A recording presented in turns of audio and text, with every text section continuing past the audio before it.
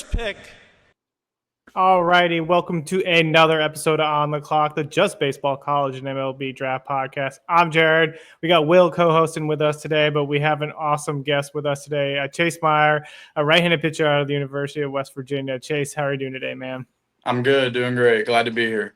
Yeah, excited to have you on. I know we've been following your journey for a bit. I think Tyler, who's our MLB draft director, caught you last year out in the fall. But just for the viewers who don't know you, take us a little bit into your journey and tell us a little bit about yourself. Yeah, so, just like every baseball player, grew up loving the sport. My freshman year, I committed to Georgia. Me and my family decided around my junior year that that wasn't the best option for me. And then we just decided to open up my recruitment again. Came on a visit here. Sabes is really good at what he does. Made me feel like at home. Loved the place when I came here. So I was just like, this is a spot for me. Committed the next day, and here we are today. I love it. Talked about a little bit about Sabes, your head coach. Talk about what that coaching staff and kind of how they've helped you develop in your first year, first couple of years, or whatever at West Virginia. Yeah, I mean, the development part, they take a huge part into it. All the coaches are working with you. It doesn't really matter if it's the infield coach or the outfield coach or the catching coach. Everybody's all bought in on getting everybody better. And I think that really brings our team closer together because when the coaches make you guys buy in and they make you believe to buy in, everybody else kind of gets that feeling like, all right, we're ready to go. We're ready to be here. We're ready to get behind you because you're behind us. I love it. Yeah, and you could see your development kind of take that next step, right? Going into your sophomore year here. Freshman year had those struggles, kind of probably adjusting to Big 12 play, all that fun stuff. But take us into your development kind of into the sophomore year and becoming one of the top arms kind of in 2025? Yeah, it started off really like going into the summer. My freshman year, I didn't perform the way I wanted to, and that kind of like takes a toll on a player when you're not performing to what you're expected to. So went into the summer kind of just a little less confident. Met one of the greatest coaches, my mentor to this day, Kevin Curtin. We call him Coach Smart, but it just kind of took the change where he just kind of let me really dive deep into the mental game of baseball and figuring out how to handle myself mentally before working out everything on the mound. And that was like the next step for me was continuing to journal from the summer and taking everything that he taught me and bringing it to West Virginia to learn more from our coaches. So still in contact with him today, and he was probably the biggest piece in the whole jump from freshman year to sophomore year. No, I love that. Well, I'll turn it over to you because I know you have questions probably related to that. Yeah, so kind of talking off of that mental skill stuff, would you say that the biggest jump in your development from your freshman to your sophomore year, was it mostly mental stuff, or were there also some really big physical adjustments that you made as well? There was definitely a velocity jump and a pretty big jump in strikeout numbers from your first year, second year. But like you mentioned, like that mental side of the game can be the biggest difference in the entire world. So can you just kind of talk about what you unlocked through your development over that year? Yeah, the physical side was more so like I did jump up to 205. I was 190 my freshman year, so the jump to that gained more velo. But I think that's the only thing on the physical side. The rest was more like just really believing in myself and knowing who I am as a player and trying not to get out of that. And it really came from journaling because I'd have bad outings and how every ball player does, you try and figure out what you did wrong, like what's going on. And it was nothing going on. Everything felt great. It's just like I never really believed in myself or believed in my stuff to throw it in the zone. And when he told me that, like, you're the best pitcher out there if you want to be, it kind of like switched it for me to be able to, like, all right, I had a bad outing, but I journaled it. So let me go look at my thoughts. Let me see what I was thinking. And then my next outing, I take in to what I learned from that past one and the mental side. And ever since then, it's just been trending upwards every outing. Love that. Can you kind of talk through, you talked about your reflection period after the game, but in game, can you talk about what you are thinking to yourself or your reinforcement when you need to show large amounts of poise if you're in a jam in an inning, or maybe the outing doesn't get off to the start that you really wanted it to and you got to kind of bounce back? What are some things that you've kind of learned from yourself to stay grounded in those moments? Yeah, definitely. Freshman year to now to the summer, it was in the big moments, it was always maybe I need to make my stuff nastier. I need to do a little more. And I learned that I don't need to do anything more. I need to throw my stuff the same way I throw it every time with the same conviction.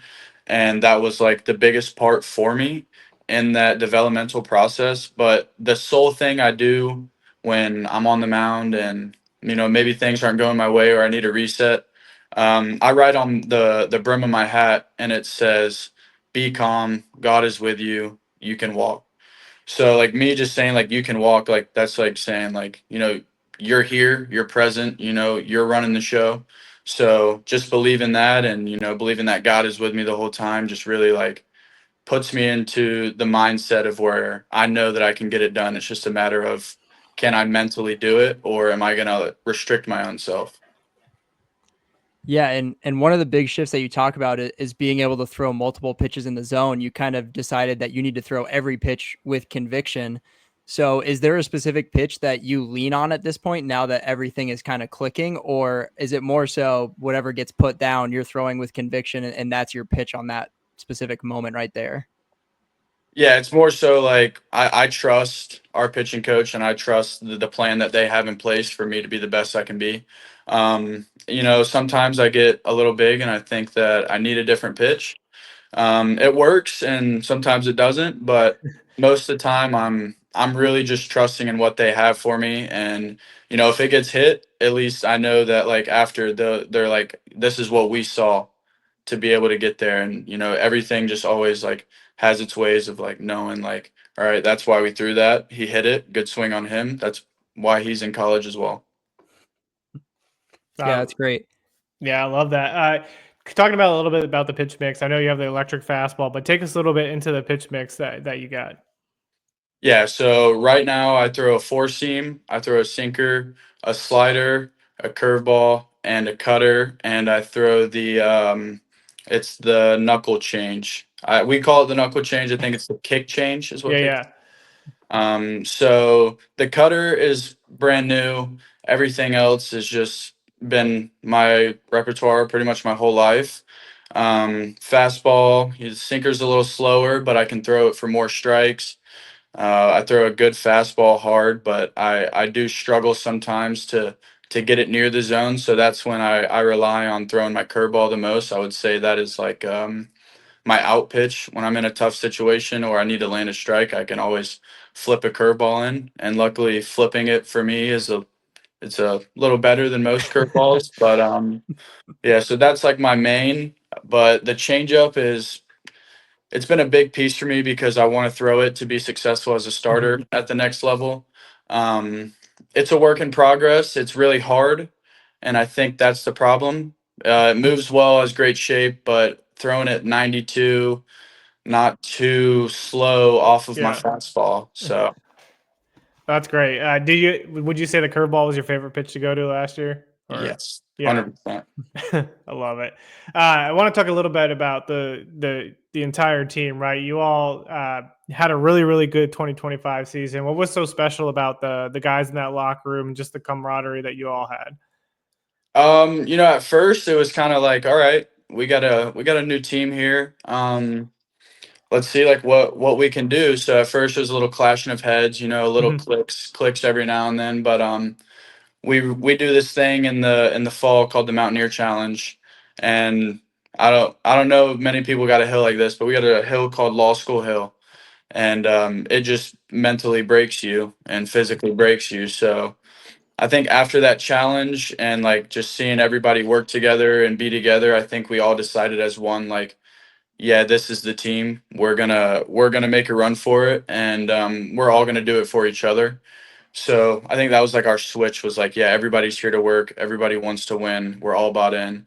And then it kind of slowly became like everybody's hanging out at the campfire, or, everybody's at Bible study with us now. So it Mhm. just kind of all like snowball effect into one big like camaraderie. I love it. Now you kind of we're approaching, I guess, close to the end of the summer. We got 1 month left, basically.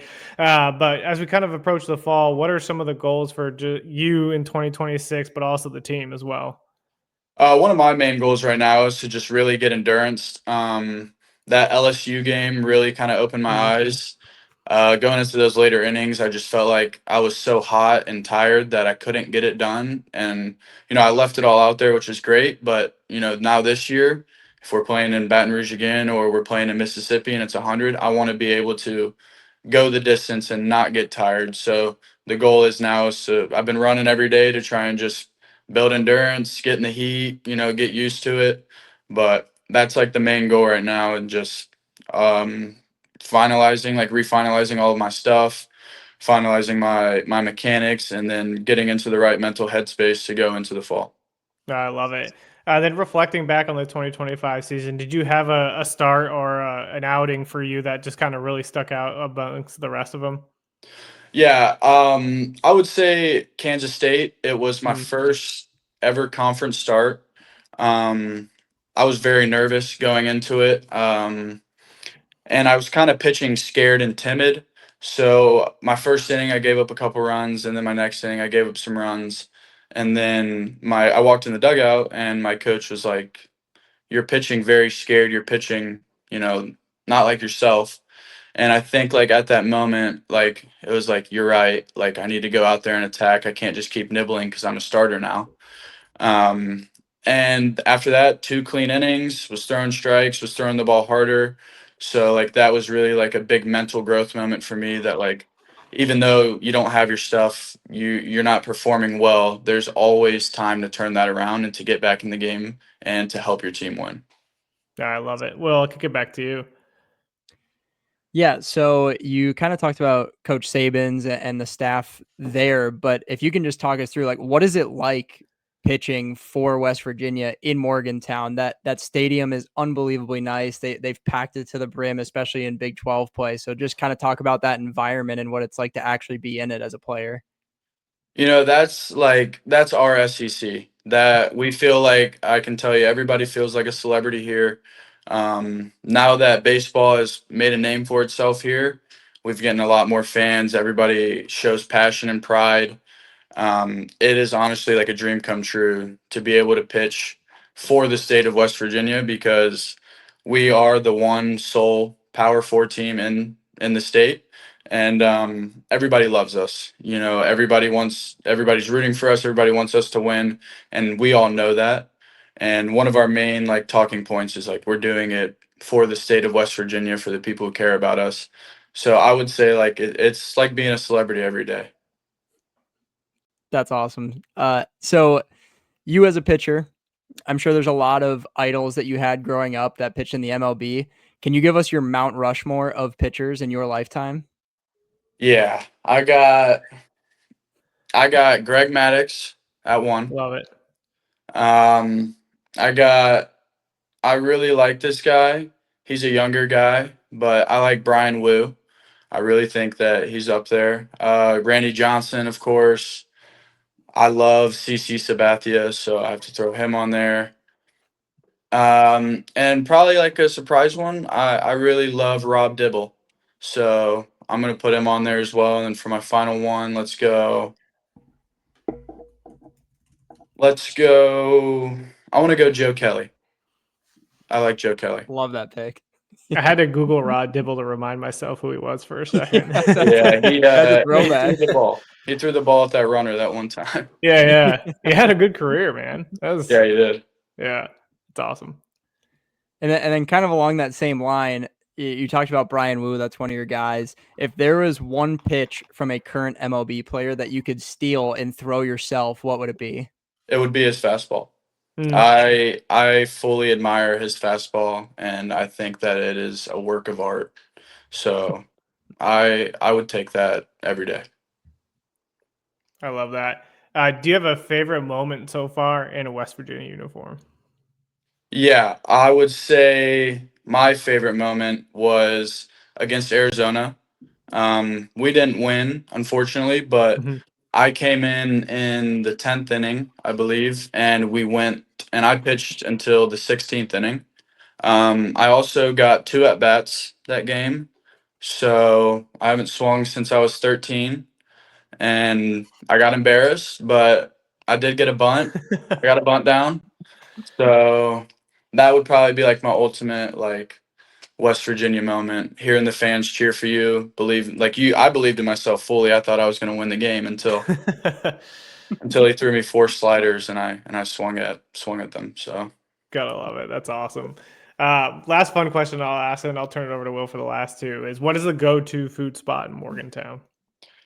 I would have to say I love this place called Bacon, Bourbon, and Beer. It's like a little small restaurant, like kind of like dimmed lights, classy, old school. I like that. Another place though would be like they got a crab shack here. I'm from Florida, so I love seafood. Those two would probably be like my go-to spots. I love it. I mainly ask because I'm about 3 hours from Morgantown, so I'm actually going to try to get out there this year for some games. So Bacon, bourbon, and beer. It's a good spot. love it. Yeah. So if there was one MLB hitter, current or past, all over the place, that you could face, who would it be? I really want to face Chipper Jones. Hmm. I play MLB The Show a lot, and he's been a staple on my team since the game comes out. So and I'm a Braves fan, so I love the Braves. Just to face a legend like that would be awesome. So yeah, Chipper Are you Jones. doing Road to the Show as yourself? I am. Yeah, I am. love it. Except I'm a submarine pitcher. Nice. So Throwing like 99 from a Yeah. submarine. There you we're go. throwing 99 while touching the ground, pretty much. So. I love it. Then final question here. What is a hidden talent you have that not any or very few people on the team know about? I'm like I swear by it, but I think like I got this like cat whisperer thing in me. Hmm. I have a cat myself, but every cat I've been around, every cat I've like just interacted with, it's like they just like love me for some reason.